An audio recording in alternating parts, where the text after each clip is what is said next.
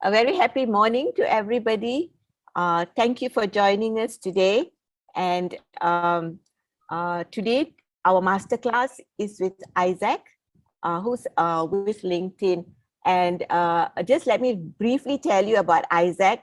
When we approached him to actually ask him to help us, to help all our participants, he was just so helpful. He didn't even say, I'm busy or anything. He just said, okay, sure, let's look into how to do it. And finally, we have him here today. And just to let you know, he's actually the relationship specialist in LinkedIn for sales and solution. And he's also with the social impact part of LinkedIn. And he does a lot of things to help people enhance their LinkedIn CVs. And his passion is also to help people in their career and business. And the most important fact which I saw about Isaac is he loved food, especially burgers. I love food too, Isaac. I'm sure many of us love food as Malaysians. But he also has a pet sugar glider called Crystal. So maybe you can start just telling us about Crystal and then going on, Isaac. The floor is yours.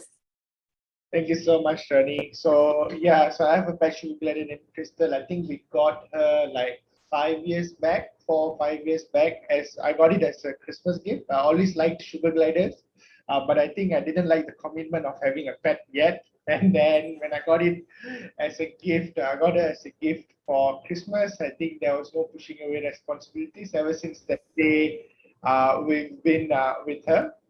So a little bit about myself as well, just a basic introduction. So I've been in sales for the past 10 years. Now I'm with LinkedIn as what Rani has introduced me as. A little bit about social impact. It's a part of CSR. It's a CSR program within LinkedIn, whereby our mission and vision for social impact is to ensure that two different individuals have equal shot at an opportunity, and that's how that is the main vision of LinkedIn as well when it comes to social impact. So hence why we run programs with multiple NGOs and organizations to help out people out there to ensure that they have chance and opportunities, and they're open to opportunities as well.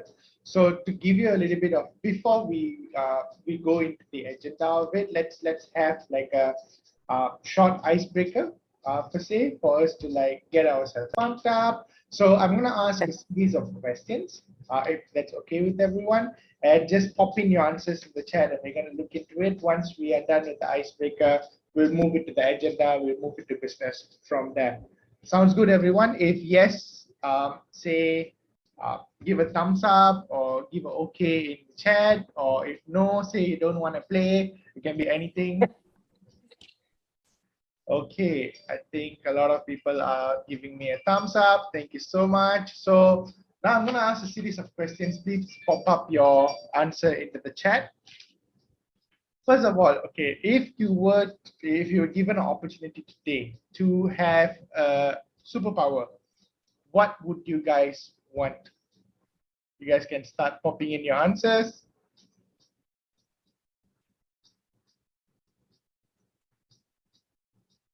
Nobody wants superpowers. If I will be able to fly, that's great. I think, Colleen, you want to travel without the flight fees, is it? Time travel, that's nice. If I were to have a special superpower, instead of reading people's mind, I want to control people's mind so I can get every bit of action towards what I want. Anyone else?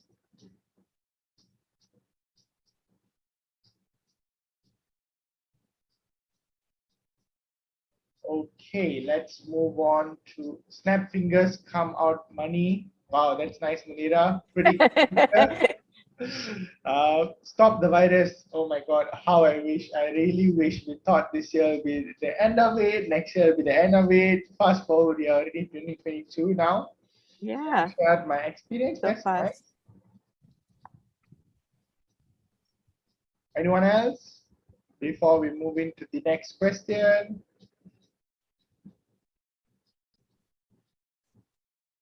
Okay, let's move on from there. If you were given $10,000 today, what would you spend on?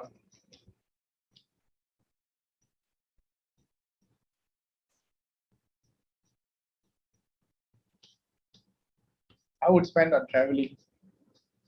How about you guys? Invest, Olin.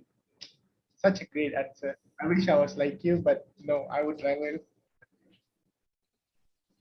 Buy a new laptop. That's nice. What laptop would you buy?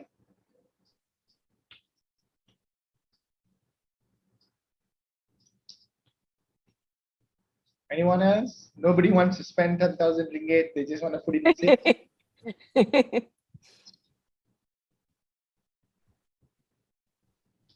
With latest features.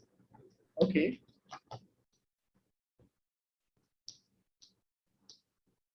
Nobody else wants to spend 10,000 ringgit.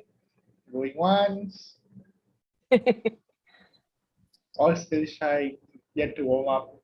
Probably buy latest mobile phone because all the latest mobile phone. Are you Samsung or iPhone user, Juliana? Oh man, okay, it's okay. I would go with iPhone.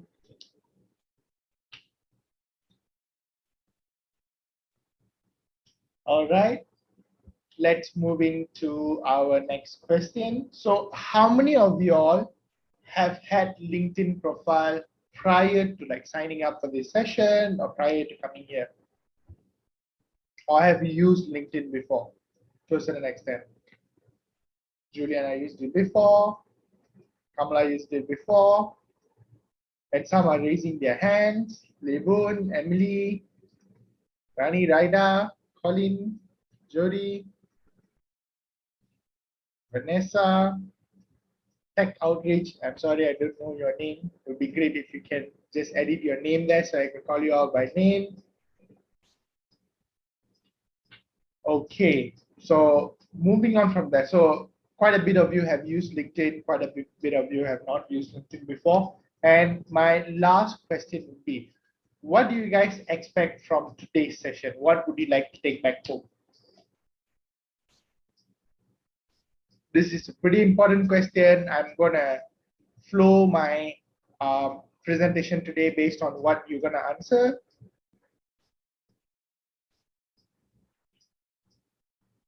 Get a good job. How to improve my LinkedIn profile? Great. Improve LinkedIn profile to be noticed. To make it more visible. Personal branding and to be more visible. Great.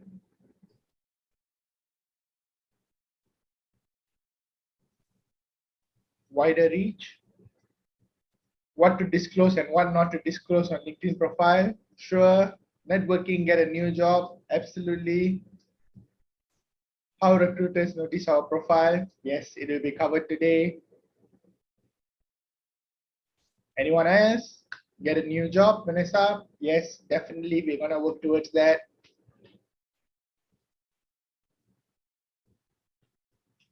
Anyone else want to add anything before we move on to the agenda?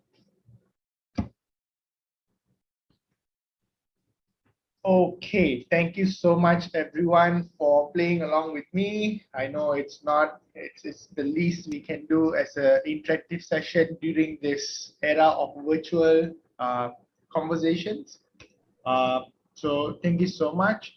So I'm going to share the agenda for today's session. So we're going to break it down into two parts, mainly two parts, because I understand there are job seekers within this participants, and there are also business owners within these participants. So both of these groups might have like different perspective of LinkedIn, different use case over LinkedIn, but ultimately what I want to share is that LinkedIn is a social media platform, right? It's very similar to Facebook, but how we use it, depending on our goals and priorities and objectives, is going to change slightly. So when I say I'm going to break down the session into first job seekers and second business owners, it's not that each of these sessions separately would not make sense to you. It's that The first part will be focusing on what is LinkedIn, how to build your LinkedIn profile, how to network, how to have um, informational interviews with people. Although it might sound just for job seekers, but it is also vital for business owners because these are the things that you require to have like a good LinkedIn profile, good networking skills. On the contrary part of things, when you're a business owner, you look at LinkedIn on a sales perspective. So when we talk about that, you need to be a thought leader, you need to be posting things, you need to get yourself out there. Sorry, then my line, no worries at all. So you need to get yourself out there, which is also important for job seekers because or else how are you going to be noticed by recruiters? So both these parts of the session go hand in hand, but just that the focus will be slightly more on one or the other, depending on which session they are. So I just want to set that expectations right. And I really hope the session would be helpful for everyone. So I'm going to share my screen.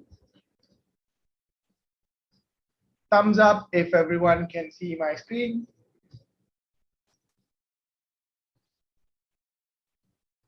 Great, thank you, Juliana Lipun, for helping me out. Okay, let's move on. So LinkedIn for job seekers. So we're going to focus on few things here.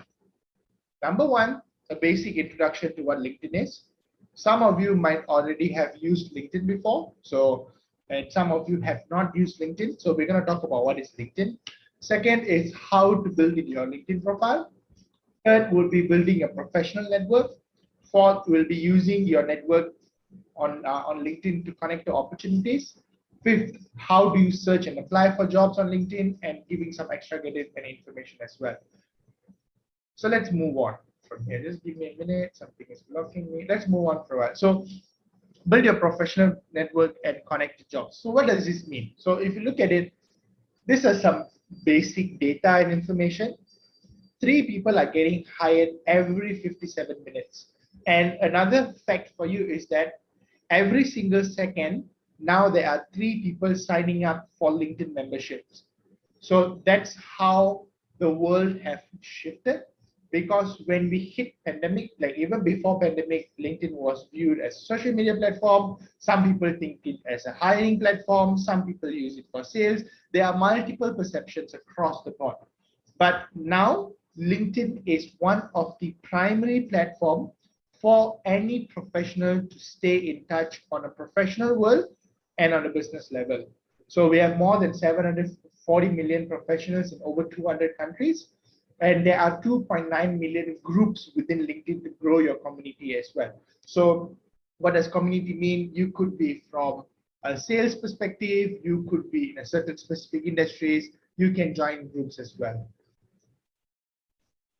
So continuing with fact, did you know like 9 out of 10 employers use LinkedIn during the hiring process? I do this. So recently I started being in hiring processes as well. So I don't look at just CVs. I also look at your LinkedIn profile. Is there any endorsements? What does your skill look like? What does your experience look like? What people say about you means a lot for recruiters as well, or in the hiring process as well.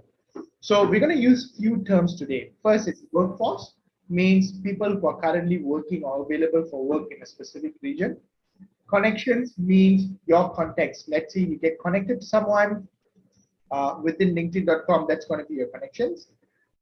Third is the network itself, whereby the amount of people that are connected to and their connections are your network. And also referral. Referral means you can, when someone introduces you to a job or an opportunity, that is what we call as referral. So moving from there, we're going to look at how to build your LinkedIn profile. So there are 4 things that we're looking at. First, setting up your account. Most of us use LinkedIn on our mobile. I signed up for LinkedIn on my mobile app first, and then went to a web browser within my laptop to like update my LinkedIn profile. So please feel free to do so if you haven't. So let's talk about profiles for a while versus resume. So there, as I mentioned earlier, there is a perception that LinkedIn is a platform for jobs alone. But no, please take note that your profile is not your resume for just recruiters to look at it. Um, for both job seekers and also for business owners. So you can look at it in different ways. So when you're creating a profile, it should speak to all potential employers and not just one. And it should speak to your uh, prospects or business, depending on what business that you do. It should also speak to your potential partners and your business prospects as well. It should go into more detail. Why it's such a, how you can do that is that you can go into more details with your skills, the projects that we have done, what are your interests and certifications. Your profile allows other professionals to interact with you as well. So this is one of the key important thing, is to build your own network. People used to say your network is your net worth, but that is really, really true within LinkedIn. And it also contains recommendation and endorsements, which will come to in a while. Moving forward from there, how do you create a good LinkedIn profile? Number one, you need to have a great photo, and that photo should look to a certain level of professional and should have a clear image of yourself. And just to give you some numbers, profiles with photos receive up to more than 21 times profile views and more than 9 times connection requests compared to people who do not have a profile picture. It's very similar to using Facebook or Instagram or any kind of social media. When you go to someone's profile, you don't have a photo, the first impression that you get, this is a fake profile. You don't want that, right? And followed from there, you're going to edit your profile. So there are a few things that you need to add. So when you click on the me icon on top of your LinkedIn homepage, you can add all this information. So adding your location, work experience, internship experience. A lot of people miss out this part. Volunteer experience is a very important and integral part of your LinkedIn profile. Especially now, a lot of organizations and businesses look into what type of volunteer programs that you put yourself into, because that they look at it as a vital skill or a trait within someone that they want to hire or they want to work with. Your educational skills, programs, and organization. So let's touch a bit on education skills as well, education and certifications as well. To give you a bit of context, yes, I work in LinkedIn now. I have 10 years sales experience. I've worked in multiple organizations, but I do not hold a degree or diploma on my end. I am an SPM leaver. I always had this impression that if I do not have a degree or a diploma, I would not be able to bypass these gates. I would not be able to work for such organization. Everyone wants to work for Fortune 500 organization. Everyone wants to do business with this kind of organizations, right? But I'm not saying education is not important, but what I'm saying is that education should not be a limiting factor when you're going out there, finding for jobs, doing your business, hustling on your end. So that's a key important thing that I would like to share with everyone as well. So what are the things that you can edit as well? There are a few things that you want to add into your LinkedIn profile. So once you've updated where you're from, industry, job, titles, experience, and everything, you want to put a headline. So you would have noticed if you use linkedin.com, below your name, there is a headliner. A lot of people tend to put their job title.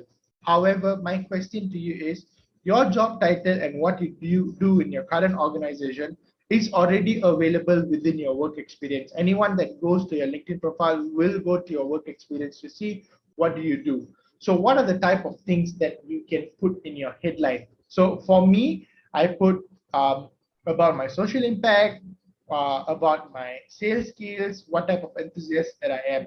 So you can create your unique brand with your headline. So some of the examples that you have here, see someone put curriculum designer, facilitator, another person empower in the global workforce at LinkedIn, design thinking meets social impact meets business strategy. There are many different ways you can update your headline. My recommendation would be, instead of sticking to your job or profession, try something different on your end that would capture what a recruiter would care about, what your business prospects might care about. So that's what we are going to focus on today. And let's talk about summary. So summary is communicating your professional brand to put it in your own experience. So it should be 1 or 2 words about who you are. It can be personal as well. 3 to 5 sentences about your experience, your skills, 1 to 2 sentences about your future goals as well. So this will give a clear picture either to your recruiters or in a hiring process, you're going for an interview when they see your summary section, or to the sales prospects that you are talking to, interacting to, using your LinkedIn profile. Any questions so far?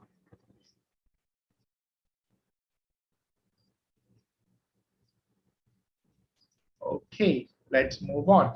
So building a professional network. So now what we have done is that we've understood what LinkedIn is, what you can do within LinkedIn. We've built your LinkedIn profile.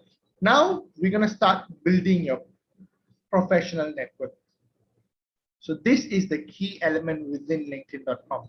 What are you going to do with your LinkedIn profile? How are you going to build your professional network? Right? The first thing that we are going to look at is some data. Do you guys know that 50% of hires results from a personal connection? So for example, let's say I want to go work for Deloitte, example, just saying, right, Deloitte, and I know someone from Deloitte. From LinkedIn, I can ask for introduction to the role. I can ask for informational interview from them about the role, and you can do multiple things within your LinkedIn profile, right? But when you have a personal connection or someone refers you to a role, there's highly likely you get in front of the interviewer. That's the most important thing, because a lot of us don't struggle. Like, yes, some of us might struggle in the interview itself. It might not be a suited job for us, or we are too anxious during the interview process, but that is a separate note. But most of us suffer to get in for an interview. Or let's talk about business owners. Most of us suffer to get that first appointment with your prospect. That's where the struggle is. And when you use your network in the right way, you can get in front of people and opportunities easily because of referrals. So this is how your LinkedIn profile, what is the power of networking within LinkedIn profile? So imagine myself as the person in the center, and then there is Rani, Colleen, and Juliana per se. I get connected to all three of them. They are my first degree connection. However, that doesn't end there. Within LinkedIn, I have access to their first degree connections, which will be my second degree connection, and I will have their first degree connections, which is my third degree connection as well. Which means just by connecting to 3 people, I would be able to get to know another maybe 40 people, and from there another 100 people within just connecting to 3 people who you are getting connected to, what you're doing. Why this is so powerful? Imagine I got connected to Rani, and she knows someone within Deloitte that is hiring. I see in Deloitte that they are hiring. I speak to Rani. Can you give me an introduction to someone that you know from Deloitte? And that could be Ranveer Singh there, sitting on the left-hand side, right? And she introduced me to Ranveer, and then I get an opportunity to be interviewed, and I get the job. It's as simple as that. It's actually not hard to use your networking in order for you to get in front of opportunities. So how do I get connected to people? How do I ask for introduction? How do I ask for help? So when you see someone that could be helpful to you in a certain way, either for job or for business, you can get connected to them. Send a connection invite with a personal note that, for example, here, hi Dan, I found your profile through mutual connection, Rob. I'm currently exploring career paths in technology industry and my experience. I would love to join your network. So once he accepts, you can either ask for introduction or within the organization, you can ask for the right point of contact for your business prospecting, or you can just sit or get to know him with the informational interview, trying to get to know either about the industry or about the organization itself. That's how it would work. So discover existing connections within your LinkedIn profile. So when you newly create your LinkedIn profile, or you've already created a LinkedIn profile, you can click on My Network on top of the navigation to find people you already know. So let's say you have LinkedIn on your mobile, you have LinkedIn on your desktop, you would have certain level of connections, contacts, information within these devices. It could be friends or family, it could be current or former colleagues, or current or former managers. All these suggestions would pop up in people you may know. And the first step that you should do, I would advise, is that to get connected to all these people, because these are all the people that you know in real life. When you go and ask them for an introduction, they would happily do that for you, right? So get connected to all these people. You can get connected to me, you can get connected to Rani, Colin, and every single one of us. And you can get connected to each and every one of you as well, because you can help each other to build your business, get in front of job opportunities as well. So that is discovering your existing connections. Searching for new connections. So in LinkedIn.com, you can search for new connections by name, by company, by location, by keyword. Um, it depends on what you're trying to find for and whom you're trying to find for as well. So this is just a basic information. It's very easy. On the search bar on top, just put a company name or region or name. It would start populating information for you as well. And another piece of information when you want to search for connections, please bear in mind your LinkedIn profile can find up to your second degree connection, right? So get connected to as many people as possible. Try to get your connection up to 500 and above. It's not that hard to do, honestly. You just have to continuously get connected to your peers, the people that you know on a daily basis to get it up to more than 500. Then you should have better sufficient results in searching and identifying people from organizations. Now, expanding your network strategically. So these are few of the questions that you should ask yourself. Who are the people that I want to reach out to on LinkedIn? So definitely once you've already connected to all your family members, your friends, your colleagues, your ex-colleagues, your ex-managers, your managers, now we're going to look into what are the other people that we want to get in touch with. So in order to answer these questions, who should I reach out to on LinkedIn? First, people you may have something in common with. So if you are from accounting, you can get connected to people from accounting. If you are from IT, you can get connected to people from IT. People who have a job or work at a company that interests you. This is when you, let's say you go to LinkedIn, you find for jobs, there's this job popped out in front of you saying that you might be a fit for this, and you look at it, it's Google, and you want to apply for the job, or it can be any, it can be an engineering company or IT company, and you want to get information about that organization. Get connected to people from within that organization and start having conversation with them, start having informational interviews with them. And at the same time, you can do the same as a business owner as well. You can get connected to people within those organizations to ask for introduction to the right point of contact. So you can have meetings and conversations with the right point of contact to sell your business, right? Or to sell your product. People who may be able to connect you to someone else. So you can also connect to people for the purpose of introductions as well. So these are all maybe people with good connection lists, people who are quite deliberate and have good branding within LinkedIn itself. So you can get connected to them to ask for help and ask for introduction. Don't shy away from asking for these helps because nowadays, especially, people are more helpful, especially in a way of connecting you to opportunities, connecting you to businesses, because it's something that people have started doing as a common practice within LinkedIn. What you should say, these are the important things that you need to look at. Number one, you really need to tell who you are, how you came across their profile, and how they can help you. You need to be clear and direct of the reason, how, and who you are when you're getting connected to someone, because nowadays privacy is a big topic across the board. People are very private about their profiles, about their social media, especially in this digital era. So you need to be clear on what you want to do, how you want to engage these people as well. Using your network on LinkedIn to connect to opportunities. So what are the things that you can do? And let's look at some data. LinkedIn members are 4 times more likely to get hired at companies where they have connections. So this is what I've been talking about from just now. So it's a simple story from Lauren. I will share across the stack. You can look at it. The gist of it is that she got connected to someone within an organization, asked for introduction, asked for an informational interview, and then applied for a role within that through an introduction. And little did she know that that action of us actually helped us secure the job. So ask for informational interview. So what is the purpose of an informational interview? Number one, to give you advice on your career path, learn about the industry or learn about the company that you're applying or you're interested in, and to establish a professional bond as well.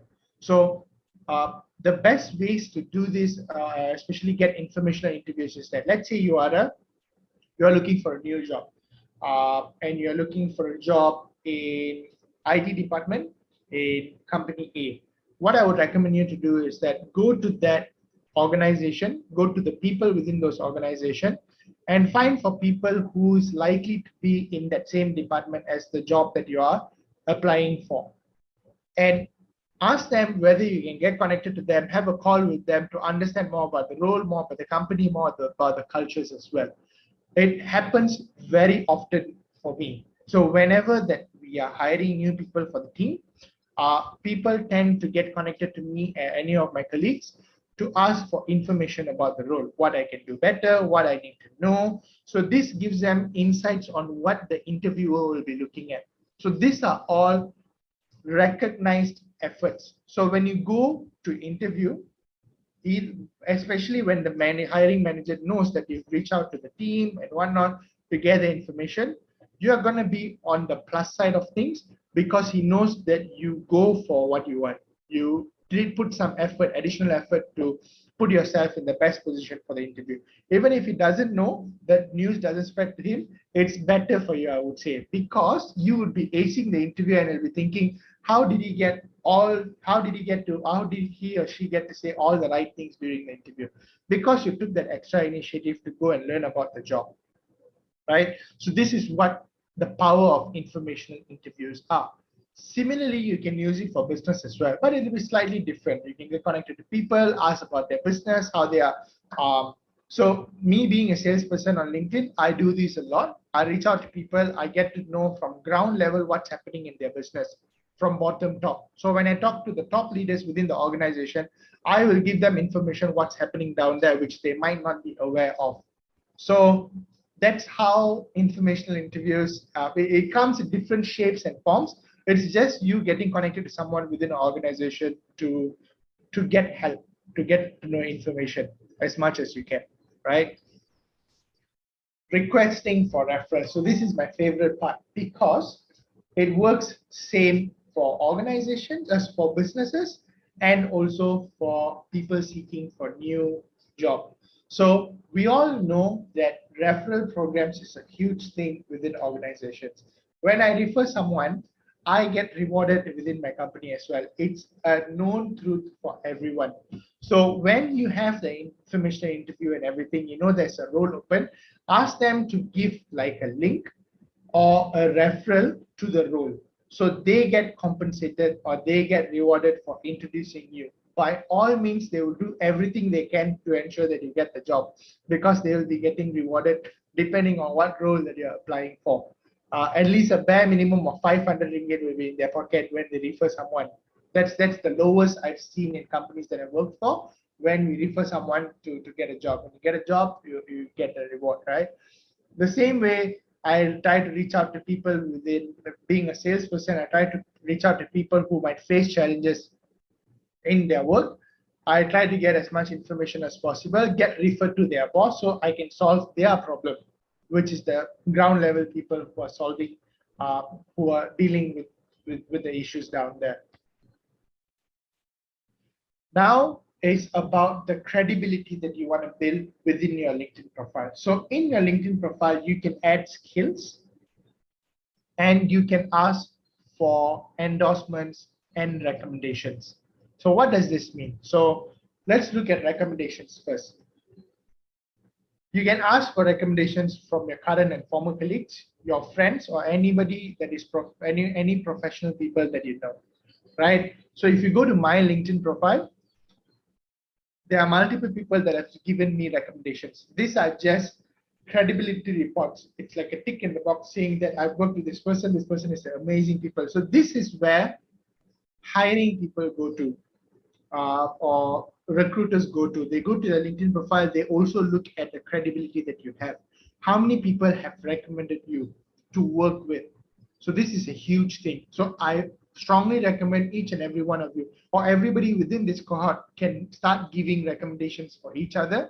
Use this as a networking purposes. Get connected to every one of you and talk about the cohort. Talk about anything. Talk about anything professional in specific that you know about them. Recommend them so that all of you all can benefit from this whole recommendation feature within LinkedIn.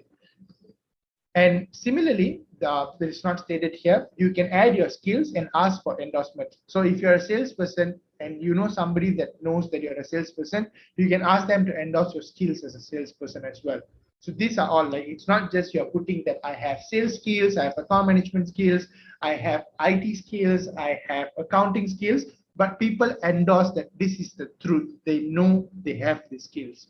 So you can do both of this within LinkedIn itself, which is very, very helpful uh, for the recruiters, for yourself, and business owners as well.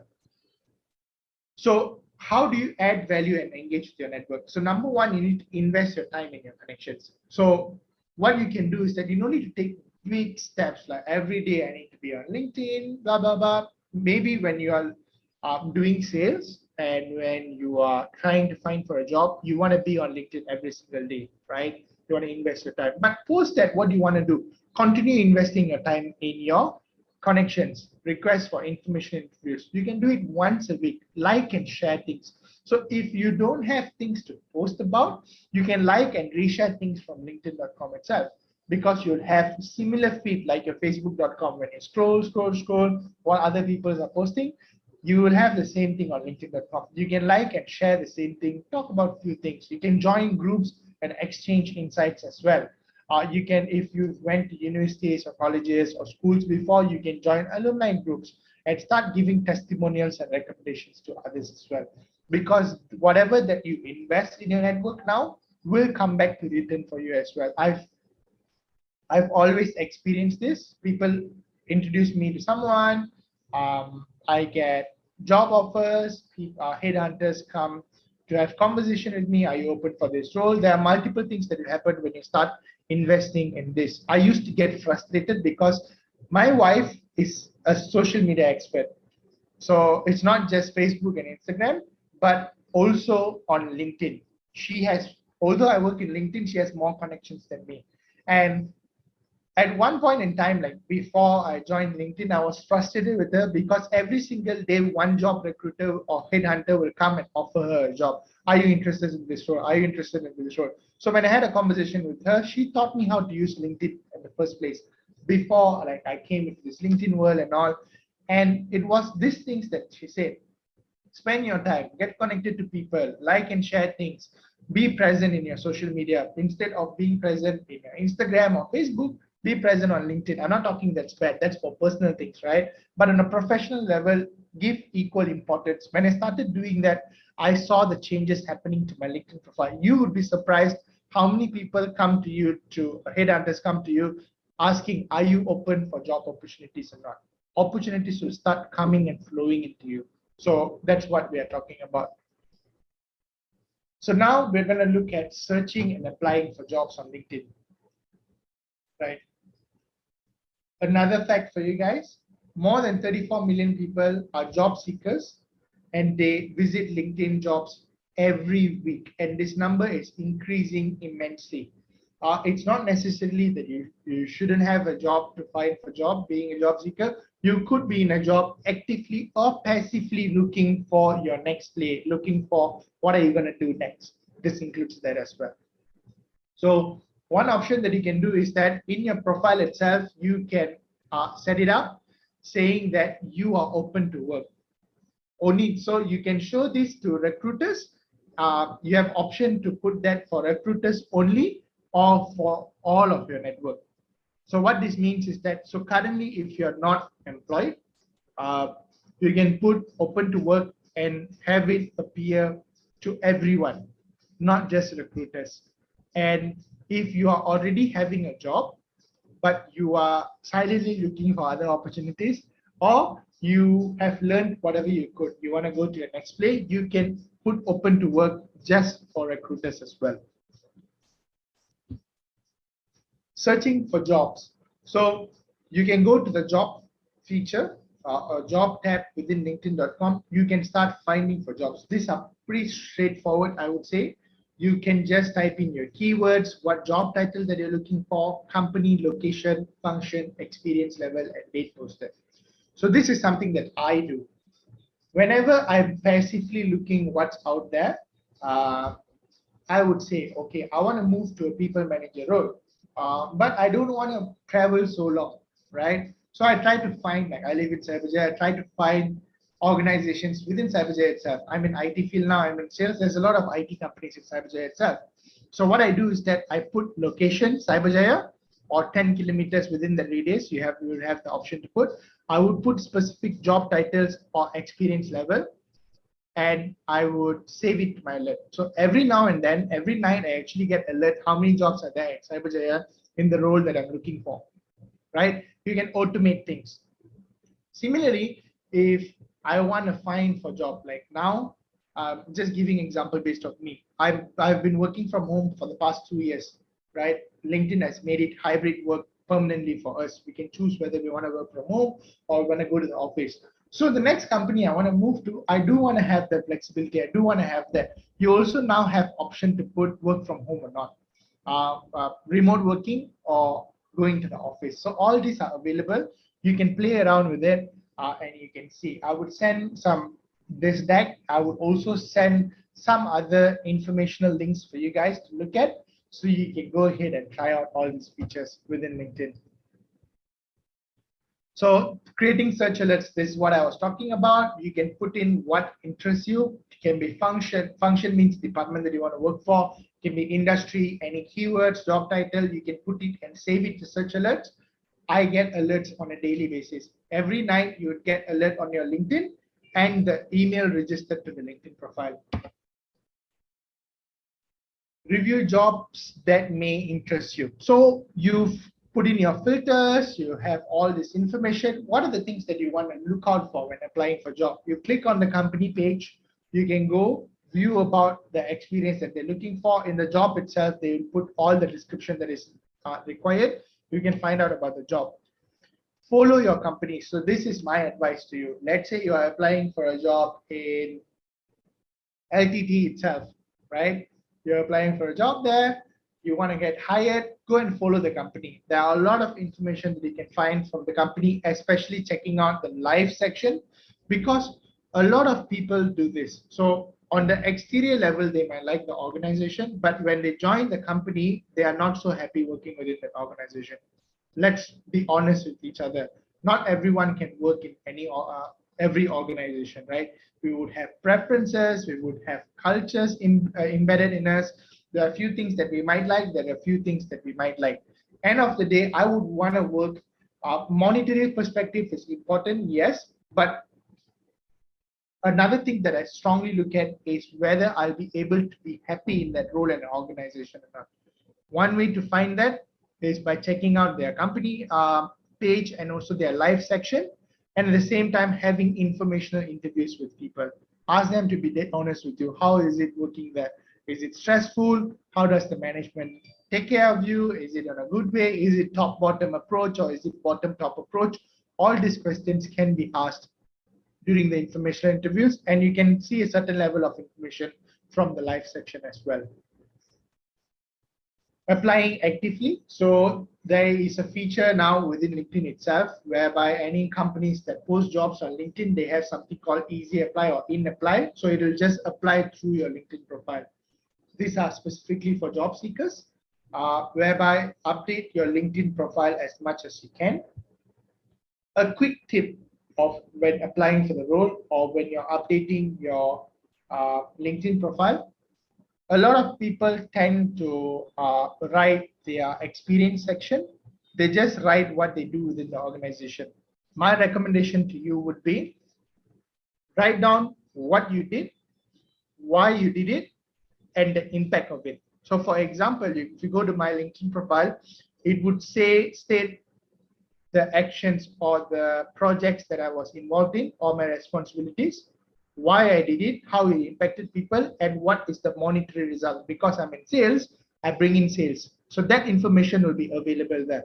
So it will give a clearer picture for people, especially when you do in apply or the easy apply using a LinkedIn profile. Or there's another way of application. Let me find if I can find the information or not, whereby when you apply, it will give you option to use your LinkedIn profile as your CV. So when you have that in place, it will be easier for you to apply for jobs, for recruiters to look at what are your capabilities. So these are just some extra credit, just some extra information. You can gain in-demand skills on LinkedIn Learning. So LinkedIn Learning have free courses now as well. You don't have to subscribe to LinkedIn Premium for you to have LinkedIn Learning. If you have it, that's great. It's not mandatory. It's not compulsory. You can do with your free LinkedIn profile. But there are immediate skills that you can learn. Yes, Juliana, you have a question? Yes, Isaac. Okay, when you said that we can actually apply the easy apply Okay. function, okay, normally what I get from recruiters is that, when when you see a certain job description, you got to cater your CV normally to that particular job description, right? Mhm. However, in LinkedIn, like you just lump up everything together. Okay. So how effective is that? Like when you are applying for a job, you because I have a diversified background. I'm under operations, so I've got various diversified experience in the banking industry. So Okay. if I actually put everything, lump everything inside there, and then easy apply, does it work? How Okay. how does that work actually? How effective is that? Okay, great. It's a valid question that you asked, and it's an important piece as well. So, talking based on my experience, so I personally I used to cater my CV according to the organization that I apply for, but I no longer do that. So, whatever experience that I have, all the experiences are in my CV, in a PDF file. And at the same time, all that information is available in my LinkedIn profile as well. So let me ask you this question. You are catering your CV according to the organization that you're applying for, right? In the thought that I want to showcase my best skills. What if there is some skill that you have in different experience that they are passively looking for, not actively looking for? So good to have, they didn't put it in job description, but you didn't put it, right? And you don't have that information and they don't ask you. What do you think might happen, right? So keeping that perspective in, I never take out any information from my experience. I give everything as honest, as transparent as possible from whatever job I've worked in and towards the end. But what I would cater is that when you're called for interview, right, you have all this information. It's very often people ask this question, tell me about yourself. Cater your about yourself according to what the company is looking for instead of going through your CV. So that is a different approach, which is an option that you can take. There are multiple other ways as well. This is just my point of view. I have another question, Isaac. Sure. Okay, I normally get recruiters contacting me from LinkedIn. Okay. And then, they will ask me the normal questions like, update your CV and send it to me and things like that. However, they will pass my CV or it's up to their benchmark. However, when they go to the recruiting company, the employer, and then they'll come back to me like after 2 days and say, sorry, you're not shortlisted. So when I ask them, what is the reason? Maybe I can improve my CV, or what is the reason that I don't get shortlisted? And then they'll tell me like, I don't know, you're just not in the list. So it's very frustrating because after you update your LinkedIn, you take so much of time to do everything. The recruiter is okay with it. However, the hiring manager on the other side, they just tell you you're not shortlisted, or I mean, for me, it's like, why are you wasting my time? You know. Okay. So So yeah. I understand where you're coming from. I've been in your shoes previously. But I think about a year or two back, I changed the way I deal with recruiters as well, because it can be very frustrating. You just give your CV and then they don't get back to you, or whatever reason it is, right? So number one, it's important for you to know what you want. That's first, right? You need to decide, okay, this is going to be my next play. Uh, and this is what I'm going to do next. This is the type of role that I want. This is the type of organization that I want to work for. So when a recruiter comes to me asking for my CV, I will never give them the CV without interviewing them first. So what I do is that I will ensure that they tell me about the job, they tell me about the role, and I need to know what I'm giving my CV for. It's in your rights to ask those questions. And by right, the recruiters should give you that basic information and job description included. So they will provide me all the information. I read about it. Only if I'm absolutely interested, I will send across my CV, because you know your experience, you know what you're capable for, you know what you might be shortlisted for, right? Not everything will be shortlisted. Sometimes you get shortlisted because of overqualification as well. It's a common thing still, right? So I only apply or provide my CV for the roles I know that I want and I will get shortlisted. So out of 10, I probably will give only one recruiter my CV. So yeah. Yeah, actually, I did that, Isaac. I mean, I don't simply give my CV to everyone. So basically, after I go through the job description, and then I feel comfortable, then only I send. But this is from last year and this year, this is my feedback lah, that I'm getting, you know. Okay. Okay. Yeah, because I do know what I want. I don't want to simply go and pivot to something that, I don't have any experience, or maybe I can't do the job, you know. So it's like, because I'm more to company secretarial operations, so I only choose that. So it's good. It's like good news because people are looking at your LinkedIn profile and then they are coming to approach you because of the job match. Like I said, the recruiter is okay with it, but when it goes to the other side, that's something that it's beyond my control also, you see. I Yeah, understand. so how to effectively do that? Is there something that we can improvise in our LinkedIn profile, or how does that work? Okay. I wouldn't be able to give you an immediate answer now because I don't have all the information. First, second is that could be multiple factors. It. I wouldn't say it's not just your LinkedIn profile or it is your LinkedIn profile. It could be, it could not be. So I'm happy to take it separately with you. We can have a conversation later on to review your LinkedIn profile, because this is very specific. Because if recruiters are reaching out to you, which means your LinkedIn profile is to the benchmark. If not, recruiters will not be reaching out to you, right? You have the right information for recruiters to look out for you. But when it moves through to the interview process or to the shortlisting process, then there is a gap, or there could be a gap, or there is something that they're not seeing, or there is something that could be improved within your CV. There are a lot of multiple factors that we can look at, not just LinkedIn. Or it could be your LinkedIn profile needs a little bit more updating, right? A little bit more cleaning up, which we can have the conversation separately as well, because it's very minute and individual. Specific. Yeah. Yeah, specific. So I'm happy to take this up separately with you. Get All right. connected Thank to you, me on Isaac. LinkedIn. We can get connected. All right. Okay. All right. Any other questions from anyone else?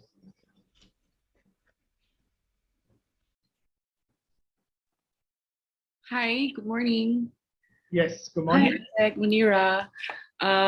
Just wondering if it's like maybe like some local companies, maybe like predominantly they're Bahasa Malaysia speaking. Would Okay. I want to actually sprinkle some Bahasa Malaysia in LinkedIn profile as well, or would you advise to step away from that.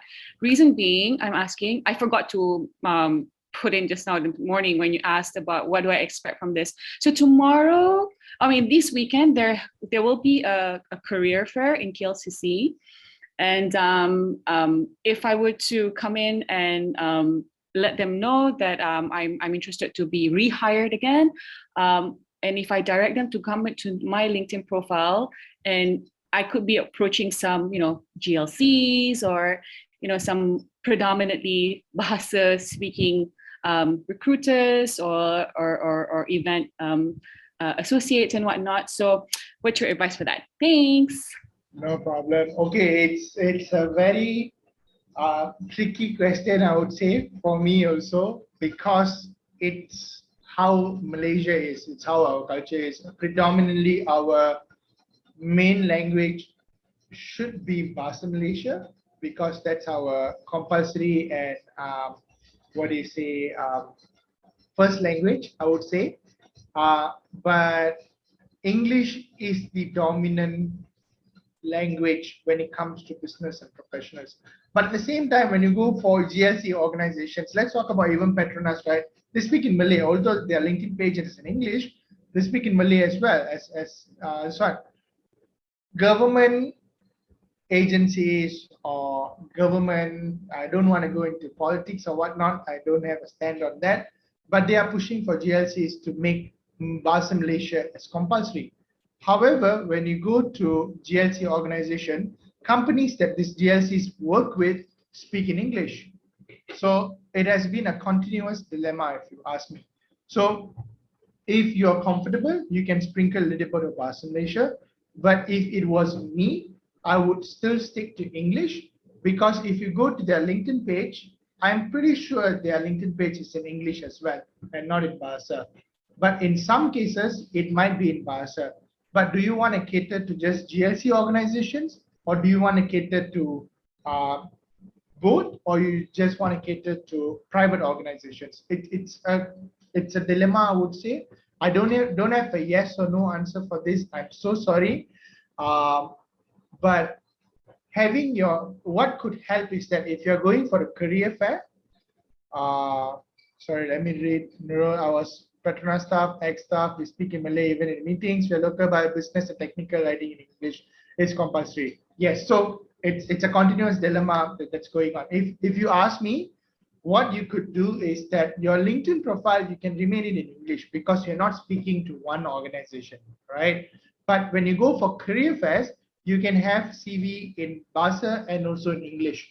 So for GLC organization that has compulsory or mandatory Bahasa speaking or Bahasa communication within the organization, you can pass either just your Bahasa CV or both your CVs, or you can ask the person that is in the job fair or the career fair, which CV would you like? Is it from the Bahasa or is it from the English? Depending on what type of interview or the interviewer that I'll be going for. Does it make sense? Was that helpful? Okay, thank you, Munira. Yes. Isaac, could I just share a thought? Sure. So like in LinkedIn, when we put the brief about what we do and everything, is there a place where we can also like, not a place, but in the same place, can we just put a sentence in Bahasa as well and put a link to the Bahasa CV, maybe to Google Drive or something for the CV? So in case they had wanted to read the Bahasa CV, they could click on the link to get the Bahasa CV, although the LinkedIn profile is in English language. Yes, absolutely. You can do that. You can put that in your about summary or in your summary section, whereby where you can put in your Bahasa CV for people to look into it. Just a brief, yeah. Just a brief saying that, hey, if you're interested, this is my CV in DM or Bahasa, you can put it in your own words. Please feel free to look at it. So people who prefer hiring either Malay speaking or proficiently for Bahasa language within their organization, then by all means go for it. Thanks for picking that up, Rani. Okay. No problem. So I'm going to continue sharing my screen. There are only a bit more to go. Just give me a minute. Okay. talking about extra credits. So we'll come back to Q&A in a short while. There'll be ample amount of time for everyone to go through Q&A session. So moving forward from there, so you can gain in-demand skills. Just give me a minute. Gain in-demand skills on LinkedIn Learning. You can explore your schools as well. So which school you have went to. Schools in LinkedIn means not just your high school, but also the universities or colleges that you went for. Explore your alumni groups. So you can choose where alumni live by clicking on the alumni section, or you can join the group as well. Explore to join groups. You can find and consider joining groups as well. When you're finding for and search, you can choose groups and put in either your industry or school or even specific job function that you are in, you can put to join groups as well. And by all means, you can actually, so this refers back to the question that Munira asked as well. You can actually change the language you use LinkedIn on. I have to double check whether it's in Bahasa or not. It should be, but let me just double check. But you can choose different languages within LinkedIn itself, how you want to showcase your profile. Update your passwords, and you can set up your privacy settings. When you're setting up your privacy settings, here's my advice. Number one, you can keep it private. You can remove your phone numbers and email address, or just keep your email address, remove your phone numbers for recruiters to see, to reach out to you. However, don't make your profile too private, because then no one can see any information about you. Then it defeats the whole purpose of, what do you say? It defeats the whole purpose of us creating the LinkedIn profile to be visible to others, to be professional to others. So I'm going to pause for a while. We are going to move to LinkedIn for business people, and specifically talking about sales. Why? When you're a business owner, you are going to engage prospects in two ways. Number one is to create brand awareness for your business. Number two is for your sales perspective. You want to build certain level of sales relationship with the prospects, and that's what we're going to look at. But before we move into that, any other questions, please feel free to come out of mute for us to have a conversation on job seeking opportunities using LinkedIn.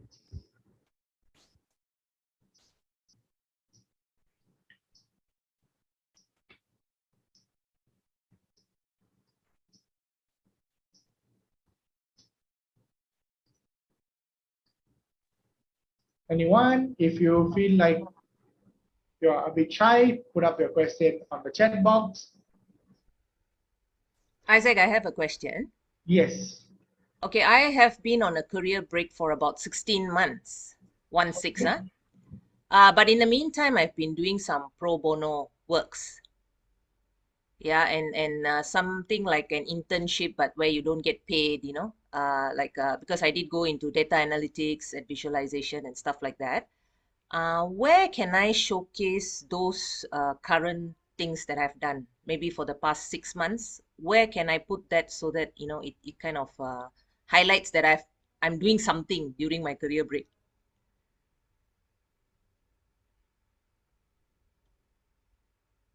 Sorry, I was on mute. So you can update it on your experience part itself, where you put in all your job experiences. So you need to understand one thing. When it comes to experience in LinkedIn profile, it doesn't specifically talk about only your job experience that you are paid for. You can talk about your internships. You can talk about your pro bono work. It is related to experience and knowledge that you carry.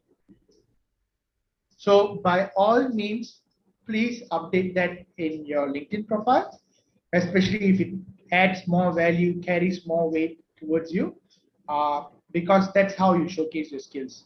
And even when you're applying for jobs, if you are updating your CV, please include your pro bono work, and please include any volunteer work that you do, because that carries a lot of weight. So if the work that you have done is pure volunteer work, but it also involves in you presenting your skills, learning certain sets, by all means, put it up in your experience, because you've been doing that full time.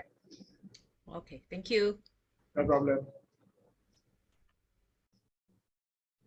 Anyone else before we move on?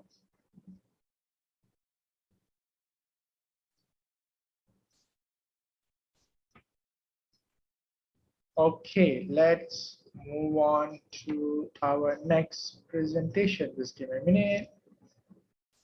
Let me bring up the slides.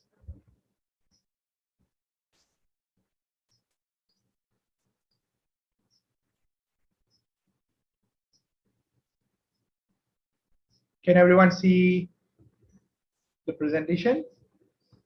Yes. Yes. Okay, great. So let's move on. This is going to be short 3 agendas. It's going to be way shorter than the earlier session because we looked into LinkedIn profile, how to network, how to have informational interviews. Now it's purely informational for everyone, how you can utilize LinkedIn, right? So impacting your LinkedIn branding, build your professional brand on LinkedIn, and thought leadership. So let's go. So for business people in specific, right? Your profile is not just an online resume. It's the same as well, right? It is your digital business card. How are you going to build trust and confidence with your prospects and clients? What are the first impressions that you're going to put across? Is your profile. So it applies for both job seekers and also business owners, right? Or salespeople. Your LinkedIn profile is your digital business card. It carries a lot of weight. So from there, what are the things that we're going to look at? Why LinkedIn, right? Other social networks are for your personal life. LinkedIn is for your professional life. We have talked about this. Moving forward from that, in average, anyone that does sales, this is specific to business professionals. In average, business owners or sales professionals would have average of more than 2 times profile views on LinkedIn, purely because it's not just recruiters or people are viewing their profile. Other business prospects are also viewing your LinkedIn profile as well. So you want to ensure that you update your profile to a standard where it speaks to all your prospects and customers as well. So this is just some data. So when using LinkedIn.com for business purposes, or it can be on any extended purposes, you might have LinkedIn Premium, you might have other LinkedIn products called Sales Navigator. There are multiple things that people do on sales. But when you have good profile, effective profile, the response that you get back is higher. You are 2 or 3 times more highly likely to receive a connection acceptance. There are 6 times more likely you be viewed by other people on a 28-day period. These are all very important data. I would say it might not mean much for you now, but as you're using LinkedIn on an extensive basis, you will start to realize how many people are viewing your profile and the uptick that you get when you build your professional brand and when you build your LinkedIn profile in the right way. When you have good LinkedIn profile, when you send across messages to people, it's highly likely that they respond to those messages, whether it be for informational interviews or for your business prospecting purposes, right? Recap back again, a good photo, your experience, and your competent skills as well. So how are you going to build your professional brand, right? We're going to recap back again. These are 6 great tips that you can do. Good photo, what industry you work on. Good experience, this is your elevator pitch which introduces you. This is in specific for business owners, but can also be applied for job seekers. Your experience. And there's something called rich media. So whether it be for business owners or for people still working on organizations, or just now like you were doing pro bono work, probably you have materials, decks, videos about the job and the job that you do, right? You can add it in the experience session or the about session as rich media. So which means when people go to your profile, they don't just read, they can actually watch a video or view some presentation that what are the things that you work on as well. So these are all great tips that you can do to uptick your profile, make it better as well. Being a thought leader, this is something that I want to touch for everyone, I would say. You could be a beginner, you could be an expert in using profile, right? Being a thought leader should be the step that you're putting yourself into. Why? Number 1, buyers or people engage an average of 11.2 pieces of content before making any decision. And how many of those touch points are you influencing? So imagine you being a business owner or you being in a certain industry, and your posts are being engaged by these people, whether it's for business perspective or can be for any perspective, right? It influences any decision that they make towards you as well or towards your business. What are the things that you can share? So you might ask yourself, Isaac, I'm new to LinkedIn. I don't know much. What am I supposed to do? Sometimes you could have language barrier. Let's talk about everything as honest and transparent as possible, right? You could have language barriers. You could have limited information on your hand. You could be very new to this industry. What do I do? How do I build my professional network? How do I build my brand? How do I share? So it's very simple. I break it down accordingly. Number one, if you're working in an organization or you have your own business, share why you are proud of working at your company. So break it down to 4 or 5 weeks. Don't do the same thing every day. Every week, do something different, right? First week, share about your company, share about your organization. Second week, talk about something that you heard about, right? So you might be in Google or might be in LinkedIn. You saw something that is on a leadership level, some information that is informational to you and people alike to you, right? You can repost that. You can just repost it, add a little bit. What is your takeaway on top of the post and post it, right? Third, recognize your network to build relationships. So your colleagues, your friends, people will post, reshare them, give them visibility as well. And then you, as business owners, you might have different products or promotions that you're having, push them. So technically in 4 weeks, I talked about 4 different things, but I talked about my product only on one post. This is so that you don't come as a biased person or a hard selling person, but you provide all this other information to build credibility. And when you provide information about your product and promotions within your business, people would tend to believe you and have trust within you as well. So you would have inbound leads coming for you, for your businesses. What are the difference between updates and publishing a post? So updates means you just repost something, or you have an article that you follow, you post it. It can be something that you just quickly write on your LinkedIn and you post it. Publishing means this is a bit more advanced, I would say. You can start publishing articles on LinkedIn as well. So if you have what to do or how to do certain things, you want to give 5 quick pointers and simple steps to do it. That is publishing an article, right? You can explore your topics daily, weekly, and start presenting these topics to your LinkedIn profile as well. These are known as activities to increase your thought leadership and increase your personal branding as well. It might be on a higher level for you to publish immediately, but start with updates and posts and reposts first. From there, go to publishing. You feel a little bit more confident. Okay, for 2 months, every week, consistently, I posted 1 post. Now, I want to try writing something. Don't shy away, because not all posts is going to pick up. Not all publishing is going to pick up. Let's be honest, right? When you publish a post, you can write about how do I maintain good relationship with my manager? How do I do certain things on these processes? It can be how to, when to, it can be any type of thing that you write, 3 or 4 steps, and start publishing it. And you can see how is it trending, your post, are people reposting it? Based on that, you know what's working and what's not working for you. I don't have direct tips. These are all exploratory options that you have in order for you to boost your professional branding. But less need to be said, people who are successful in publishing articles within LinkedIn are the most established people across LinkedIn platform, right? They are the thought leaders. It can be Gary Vee, it can be big names, right? But all of them started small by publishing something small. There can be local thought leaders, there can be international thought leaders, or there could be community thought leaders as well. So we can look into it as well. So this is what a post would look like. So you have an article, you can write a post, sorry.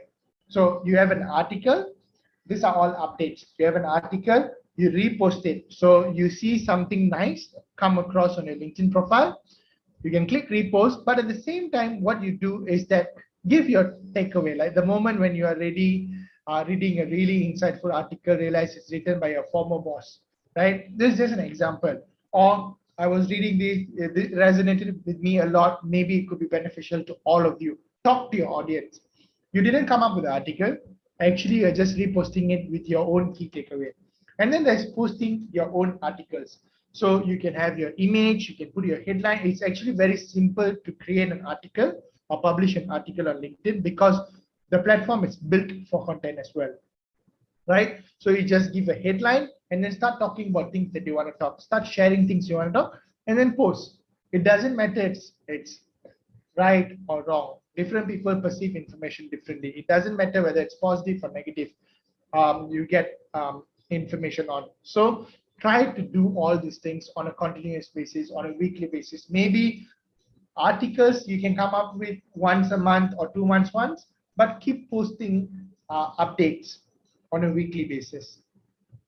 Always stay engaged with people and be on top of mind.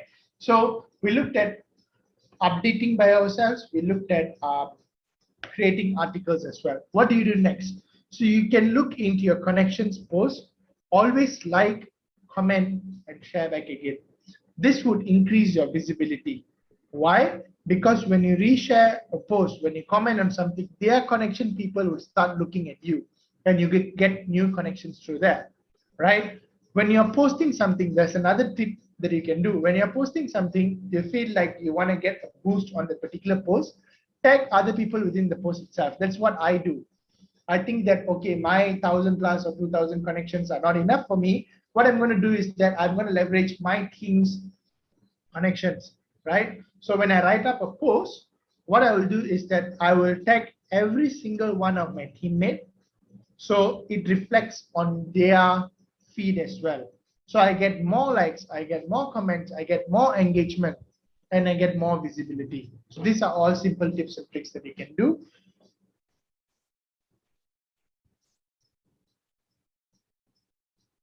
Let me see what would make sense. Okay, so those are the few things that I wanted to share with you all on a business perspective, on a sales perspective, how you could do things, how to build your professional brand. So what we have learned today, I would like to recap. First, we looked into what was LinkedIn, and then we looked into how to build a good LinkedIn profile. And then we looked into how to create your own network and how to leverage your network, whether it be on job hunting purposes or it could be for business purposes. It applies for both. Just that the communication will be slightly different to the people that you're having. That's the only difference, right? From there, we looked at what are the other things that we can do, and we had some Q&A session, and then we moved into holding a business perspective on LinkedIn. How do you utilize LinkedIn for your business purposes and also for your branding purposes? So when I talk about business, right, think yourself as a professional brand. Think yourself as a branding as well. I do not own a business, but I do have a brand on LinkedIn that I carry. I do have a brand that I carry within my organization, within my past organization. I'm an organization myself for me, right? How do I build my professional brand? That is the angle that you should always be thinking of. And those are the people that are very, I wouldn't say people that are successful on LinkedIn are successful outside, or people who are successful outside are successful on LinkedIn. What I'm trying to say is that this is a good way for you to build a professional brand. And most of the successful people nowadays are leveraging LinkedIn as a platform to continue building their brand, whether they are becoming successful or they are already successful, whether they are in a day job or they are being a business owner. It can be anything. So that's all I have to present and share today. Any questions from anyone?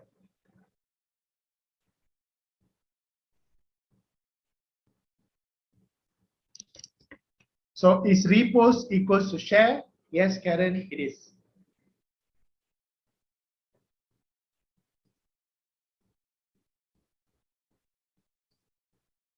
Most welcome. Anyone else having any question, guys? everyone, this is your time. I'm here to help you all. Please feel free to unmute, ask questions, or if you feel a little bit of shy, please feel free to like drop a text in the chat. Hi, Isaac. Munira. I Hi. am absolutely fascinated with your experience of your background, and it sort of give confidence to maybe like so many people. I admire you for not having a graduate background, but now being hired in LinkedIn. Can you share with me and maybe the rest and how you landed this job? I mean, it was along the line with whatever that you've shared. Maybe Okay. you could give me at least how you to walk through this. So yeah, thank you again, and that was absolutely wonderful. No problem at all, Mira. I'm glad you think of me in that way. I appreciate your thoughts. So this is how it's quite a bit of a funny story, I would say, because I was always reserved to a certain extent, not in terms of my skills, but my education, right? And I've always pulled myself back a bit when applying for jobs. So previously, I was in an organization called Innovasia, amazing organization. I think when it comes to IT world, I launched my career from there. So whatever I brought to LinkedIn is from that organization, and my sales skills is throughout the experience, right? So this job popped out in my LinkedIn every now and then. The specific role that I'm in, it just keep appearing on my LinkedIn profile. My fiance back then, now my wife said, "Hey, why don't you apply for this job?" I said, "No, who would hire me? I don't want, because LinkedIn is such a big organization. I don't even have a degree. Why would they consider me, right?" But she kept asking me. I left it for 1 week. Second week it came. She bugged me again. On the third week, I said, "You know what? Let's apply." Right? It was just for fun. Let's see where this goes, right? But I was not confident I'm going to get this job or even being called for an interview, right? Um, I applied for the role. Uh, when you apply for a job in LinkedIn, and there are a lot of big organizations, when you apply for the job, you need to play games for them to understand about your characteristics. So it's called Plyometrics, and there are other softwares as well.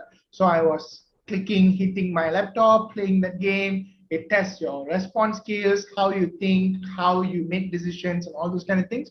I left it.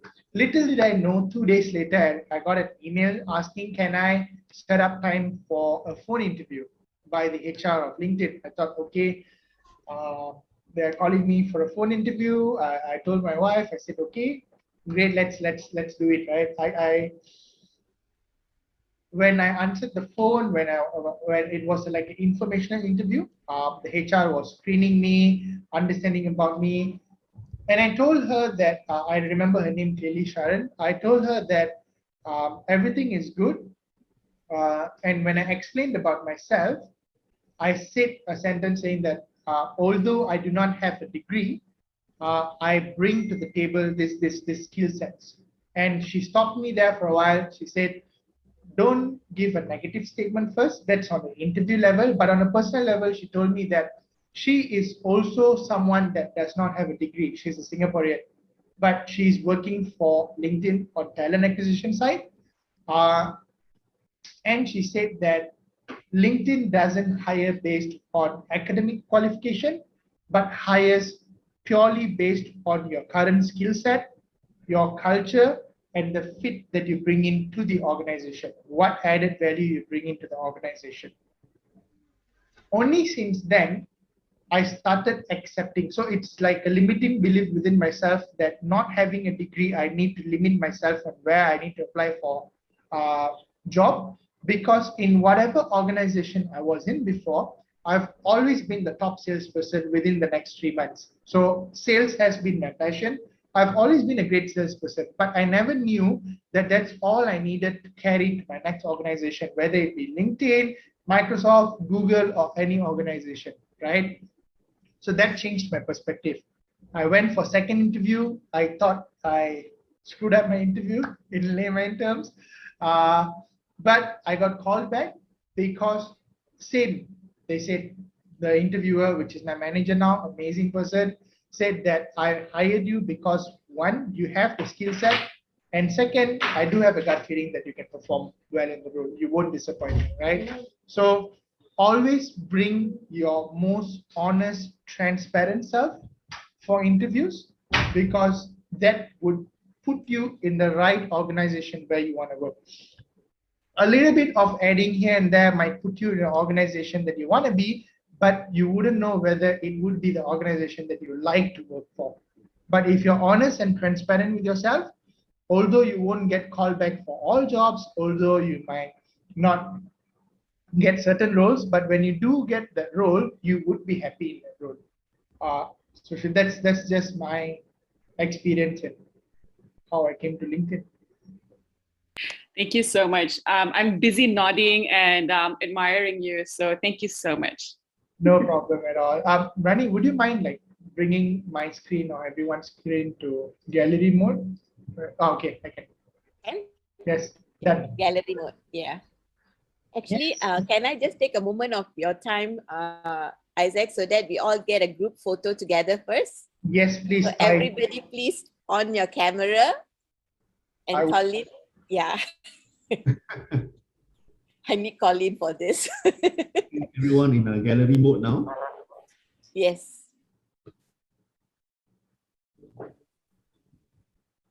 Rosa, Sweeney, Beryl, Vanessa, Susila, Emily, Raida, and Zetong. Karen, Beryl, Sweeney, Rosa. Yeah, a few more of you.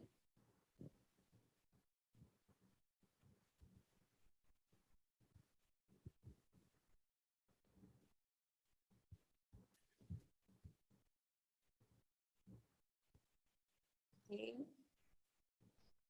Anybody else?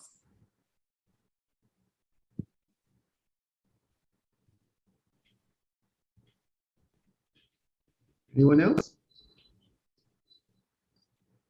No worries at all. If you guys, it's inconvenient for you to on the video, that's totally fine. Don't have to be sorry for that. But whoever that could, by all means, please do so. Okay. Yeah. No one else. Say cheese. Say smile. Smile, give your best smile.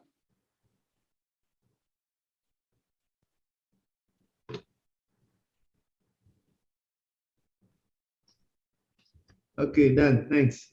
Thank you so much, everybody. Back to you, Isaac. No problem at all. I'm good on my end. Thank you so much, everyone, for sharing, asking questions. It was great to meet you guys. Please do connect with me on LinkedIn. If you guys have any questions, do drop me a message. I will help in any way I can. Thank you. Have a great day then. Bye, guys. Thanks, Isaac. Thank you, Good. everyone. Yeah. Anyone else has any questions? Yes. Last, going once, going twice, going thrice. Okay, so if anything, the next best way is to connect with Isaac on LinkedIn, and you can communicate with him there as well. Yeah, and please feel free to connect with me and Colin as well. We'll be happy to support at all times. So with that, I like to end the session. Colin, you want to say anything? No, actually, I'm very happy that a lot of our participants join us, and I hope this session is very fruitful to all of us. Actually, I also learned something new today. Yeah, me too. Yeah. Okay, so with that, I like to wish all of you a happy Friday and a great weekend ahead, and continue doing all your assignments that are already due. For those of you who have finished, congratulations. For the rest of you, have a happy learning weekend. Okay. Take care. Bye-bye. Bye. No, Kamala, it's not for premium subscribers only. You can get connected to me. It's just that I have a premium LinkedIn because I work at LinkedIn. It was something freely given to me. All right. Take care, guys. Bye. Thanks, Isaac, again. Bye, Juliana. Bye. Bye, Colin. Bye. Bye, everyone. Bye.